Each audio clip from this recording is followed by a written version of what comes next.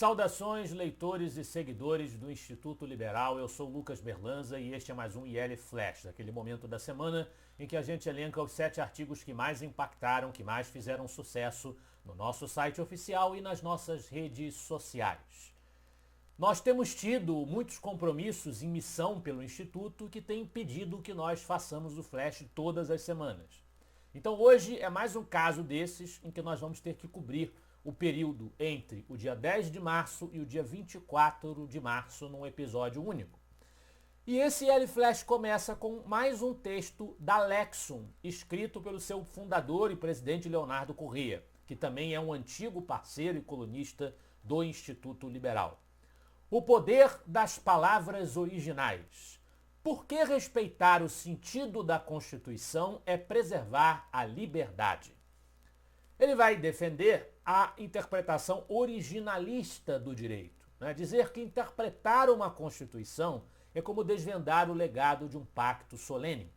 Não é uma tarefa para os caprichos do presente, para as conveniências políticas do momento, para os ardores ideológicos do intérprete, mas uma busca pela verdade no momento em que essas palavras foram escritas e aceitas por uma sociedade inteira. É preciso levar em conta a seriedade de uma tarefa como essa. O originalismo, com base no sentido público das palavras, nos convida a olhar para o texto como ele era compreendido por aqueles que viviam a época de sua promulgação, capturando o espírito do contrato entre governo e governados. E é assim que o juiz, o magistrado, na sua tarefa de intérprete, deveria estar se portando. As consequências de agir de outra maneira são forçosamente consequências autoritárias. Diante dessas consequências autoritárias a que nós estamos assistindo nos dias de hoje, o que faz o grupo dos políticos conhecidos como Centrão? É esse o tema do artigo do Gabriel Wilhans. Não podemos contar com o Centrão.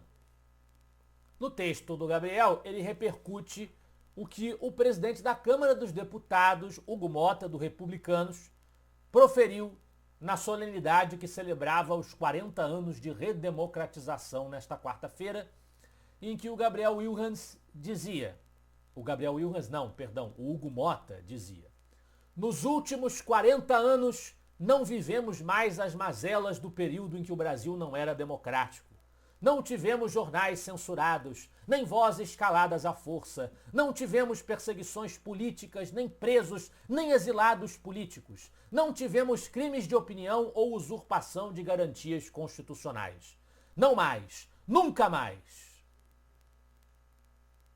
Tem necessidade de fazer algum comentário sobre esta alienação absoluta da realidade que se encontra propositadamente o senhor Hugo Motta? A lição disso é clara. Nós não podemos contar com a hombridade, o espírito público, a ajuda responsável do Centrão. Eles nunca contrariarão o status quo, a menos que farejem a sua decrepitude, diz-nos o Gabriel Wilhans. Aí sim o Gabriel falando. De modo que alterar o estado de coisas dependerá de iniciativa popular. Ou o povo cuida de sinalizar que já está farto, ou podemos ter mais anos de chumbo pela frente. Ainda dentro do ativismo judicial, da hipertrofia do judiciário, do autoritarismo judiciário que nós temos presenciado, temos mais um artigo da Lexum. A democracia no banco dos réus. O voto de Moraes no caso Rumble. O texto, que igualmente é desenvolvido pelo nosso Leonardo, vem dizer que o Supremo Tribunal Federal avança para consolidar um precedente preocupante. No plenário virtual, onde os ministros apenas depositam seus votos sem qualquer debate, a decisão do relator Alexandre de Moraes de suspender a plataforma Rumble já conta com a adesão de Flávio Dino e Cristiano Zanin. O julgamento segue até 14 de março, restando ainda os votos de Luiz Fux e Carmen Lúcia. O caso tem implicações que vão muito além de uma mera disputa entre uma plataforma digital e o judiciário brasileiro. ele escancara a crescente tendência de ampliação do poder estatal sobre a esfera da liberdade de expressão e a fragilidade do debate democrático diante da instrumentalização do direito. Decide-se aqui não apenas o destino da Rumble, mas os limites ou ausência deles para a censura judicial no Brasil, que, a rigor, pelo texto constitucional, não deveria existir.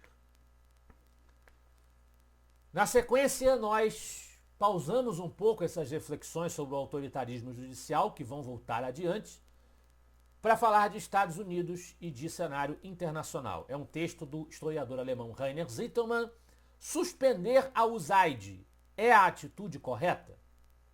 O texto fala sobre a ordem executiva emitida recentemente pelo presidente dos Estados Unidos, Donald Trump, de suspender temporariamente todos os programas de ajuda ao desenvolvimento da USAID por 90 dias para realizar uma revisão minuciosa. E aí nós tivemos um escândalo internacional em função desta pressão exercida por Donald Trump e seu governo.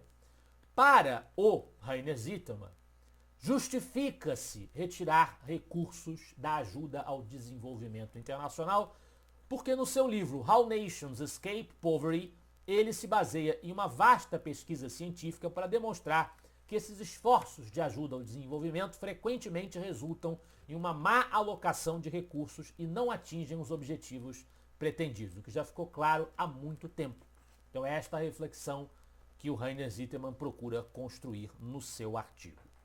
De volta ao Brasil, mas falando de governo Lula, nós temos um texto do nosso conselheiro André Burger, que foi publicado originalmente na revista Oeste, O Elefante Branco da Amazônia.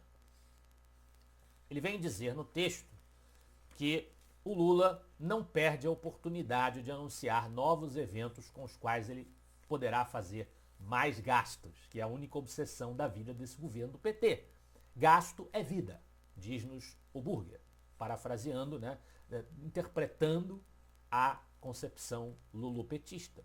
Neste ano de 2025 acontecerá de novo em grande monta esse tipo de gasto, porque nós vamos ter outro grande evento. O Brasil vai sediar em novembro a COP30, a Conferência das Nações Unidas sobre as Mudanças Climáticas, em Belém do Pará, e que é o estado em cuja capital é o estado do Pará, que tem Belém como capital, vai ser a sede do evento.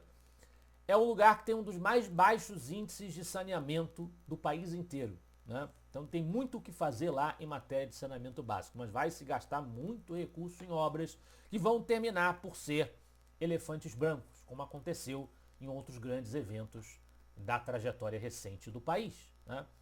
É muito difícil imaginar que os recursos que vão ser usados gerarão uma herança, um legado realmente duradouro. Voltamos ao autoritarismo judiciário para fechar com os dois últimos artigos. O primeiro deles do nosso Gabriel Wilhelms, cujo título é simplesmente A Corda Há de Arrebentar. Bem, ele faz um resumo dos absurdos que nós estamos vivendo. Primeiro, os inquéritos abertos de ofício, sigilosos e essa coisa toda, o que é por si só um desenvolvimento de um ativismo judicial que vem de longa data. Então, surrupia-se numa crescente as funções dos legisladores. Não contentes, investem ainda mais. Para manter o controle sobre o parlamento, incorrem no crime de fazer atividade política enquanto juízes, adotando estratégias partidaristas para as eleições vindouras, interferindo nas eleições internas das casas, não deixando passar fora de seu escrutínio psicótico nem mesmo as escolhas para as comissões parlamentares. Para fechar com chave de ouro, a morte da imunidade parlamentar, de modo que qualquer congressista que venha a público denunciar tal estado de coisas está sujeito a ser denunciado, processado e até mesmo preso. Para satisfazer ainda mais o amedrontamento, alteram o foro privilegiado pela enésima vez. Dessa feita, o cidadão é duplamente silenciado. Não só sua liberdade de se expressar por conta própria é tolhida, mas sequer pode se manifestar por meio dos seus representantes eleitos. Até que ponto esse controle é capaz de chegar é uma questão do quanto mais de humilhação as instituições conseguem suportar.